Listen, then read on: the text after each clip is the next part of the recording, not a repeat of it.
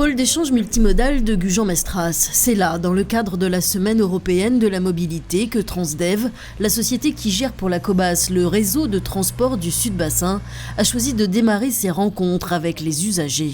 Cette année a été marquée par la création de 3 pôles d'échange sur la communauté d'agglomération. Et il se trouve que sur le territoire, on a 5 gares. La semaine, durant 5 jours, on s'est dit, allez, on va faire un programme 5 gares, 5 jours. Chaque journée, on sera dans une gare différente pour offrir un petit déjeuner et puis de l'information et des titres de transport gratuits à nos clients. Olivier Terlet est venu se renseigner pour sa fille qui vit à La Teste et depuis la rentrée scolaire, va au lycée Grand Air à Arcachon.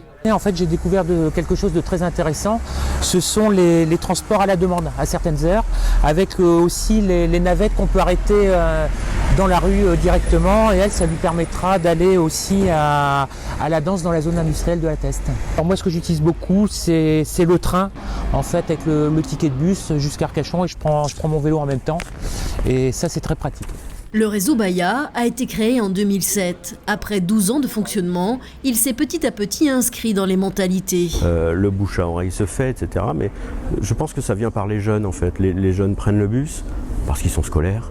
Aujourd'hui, ils ont une telle liberté de mouvement avec le pass jeune sur le réseau qu'ils forcément, ils en parlent à la maison et ils font des convertis. Donc aujourd'hui, je pense que le réseau est connu.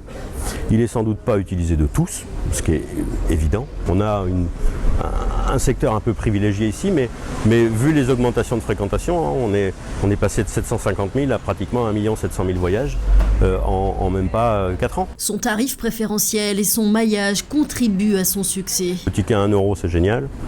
Une pièce, je monte, valable 1 heure, avec des correspondances, valable dans le train, entre Le Teche et Arcachon. Il n'y a pas mieux en temps de parcours, le train c'est ce qu'il y a de plus rapide. Toutes les lignes de bus sont connectées au train, puisqu'on a 5 gares, donc on a 5 points de connexion. Une gamme tarifaire accessible, le ticket à 1 €, le pass jeune à 80 € en illimité à l'année, illimité, pour le même prix que les jeunes payaient avant pour un aller-retour par jour.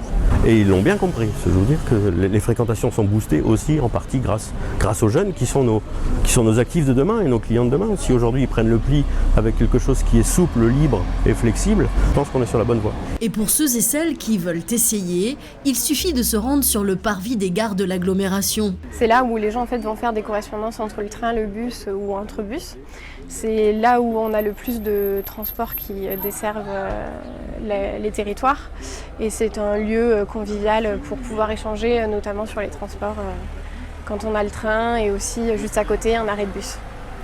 Toute cette semaine, un ticket correspondant à un voyage leur sera offert. Les touristes étrangers en profitent aussi. Celui-là se renseigne pour aller à la dune du Pilat.